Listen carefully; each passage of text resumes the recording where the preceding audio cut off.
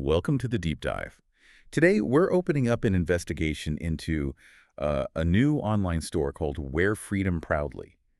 It's one of those patriotic apparel brands, and on the surface, it looks really polished.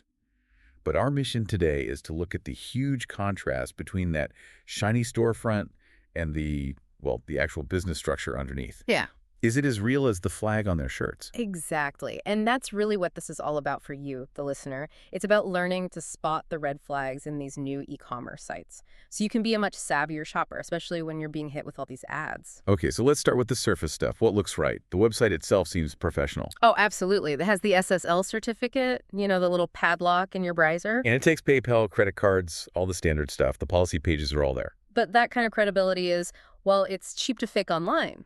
And that's where the investigation started to dig deeper. First thing we found was a pretty low trust score from Scam Advisor. But more importantly, we found this complete blank space, a void. A blank space? What do you mean? When we looked for customer reviews, there was nothing. For a store that's been live for months, there are 0 complaints, 0 happy customers, 0 photos on Trustpilot, Reddit, the BBB, anything. Wait, but if they're brand new, wouldn't 0 reviews just be normal? I mean, isn't that just a sign of being early? You'd think so, but it's the combination of facts that makes it unusual. That's where the operational flags come in. Okay. The website's domain was only registered in September of 2025. It's brand new. It's just a few months old. And here's the really suspicious part. The specific company they registered it with, the registrar, it's known for facilitating a really high number of websites that have very low review scores. It's a pattern. A known pattern. And what about web traffic? Are people even visiting the site? Almost nobody.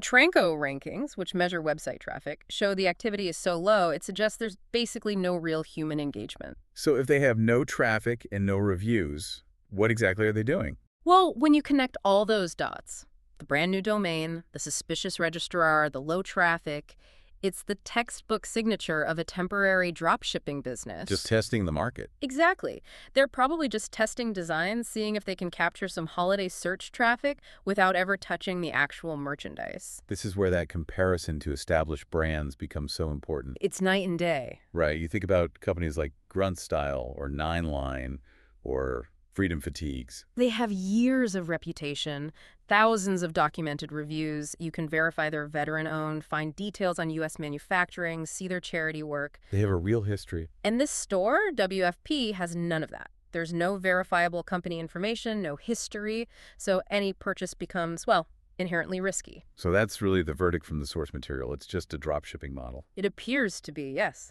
The only, and I mean only, positive is that using PayPal or a credit card gives you some buyer protection. You might get your money back if the shirt never shows up. You might. But what you're really doing is volunteering to be their first reviewer. You're the test subject. And that's the core lesson here. Verification and history are really the only things that build trust online. This whole investigation just confirms that. So we'll leave you with this final thought. If a brand's patriotism is its entire marketing hook, how much more scrutiny should we apply to its supply chain and its actual customer history before we click buy?